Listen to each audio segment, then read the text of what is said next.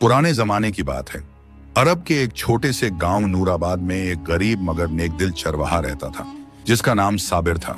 साबिर अपने बूढ़ी माँ खदीजा बीबी का इकलौता सहारा था। वह सुबह सुबह अपनी बकरियां और ऊंट लेकर रेगिस्तान की तरफ निकल जाता, दिन भर चराई करता और शाम को वापस लौटकर दूध बेचता। उससे जो थोड़े बहुत पैसे मिलते, उसी से उनका गुजारा चलता। साबिर की माँ बहुत बूढ़ी और कमजोर हो चुकी थी, लेकिन उसके दिल में अपने बेटे के लिए हमेशा एक अजीब सी दुआ रहती थी। वह अक्सर अपने कांपते होंठों से कहती, या अल्लाह, तू मेरे बेटे को किसी नेक और हया वाली बादशाहजादी से निकाह की नेमत अता फरमा, जो उसके ईमान और नेक दिली की कदर करने वाली हो। साबिर हंसकर कह देता, अम्मी, मैं एक गरीब चरवाहा और वो बादशाहजादी, ये कैसे मुमकिन है? खदीजा बीबी मुस्कुराकर कहती, बेटा, अल्लाह की कुदरत के आगे कुछ मुश्किल नहीं। किस्मत का खेल कोई नहीं जानता। अगर अल्लाह चाहे तो तुझे ताज भी पहना सकता है।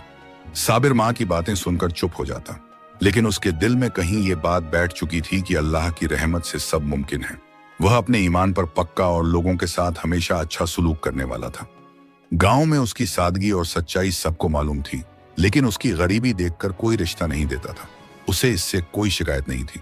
एक दिन की बात है, साबिर अपने ऊंटों के साथ रेगिस्तान के एक किनारे पर था।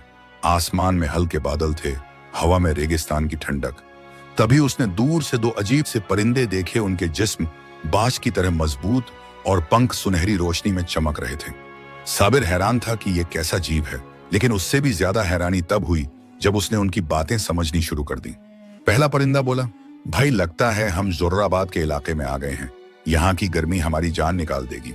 दूसरा बोला, हाँ, मगर हमारी अगली मंजिल गुलिस्तान है। वहां का बादशाह बहुत रहमदिल है। इंसान और जानवर सब उसके साए में आराम से रहते हैं। पहला परिंदा, गुलिस्तान ठीक है, मगर मैं चीन की वादियों को देखना चाहता हूँ। दूसरा, वो भी ठीक, लेकिन अभी चीन में बहुत गर्मी है। पहले गुलिस्तान चलते हैं, फिर मौसम सही होते ही चीन का सफर करेंगे। इतना कहकर दोनों खामोश हो गए। साबिर के दिल में ख्याल आया, अगर मैं इन परिंदों के साथ चला जाऊं तो शायद कोई अच्छा काम मिल जाए और अम्मी के लिए आराम का सामान जुटा सकूं। वो एक ऊंट के पीछे छुपकर उनके उड़ने का इंतजार करने लगा। जैसे ही सूरज ढलने लगा, परिंदों ने पंख फैलाए और आसमान की तरफ उड़ान भरी।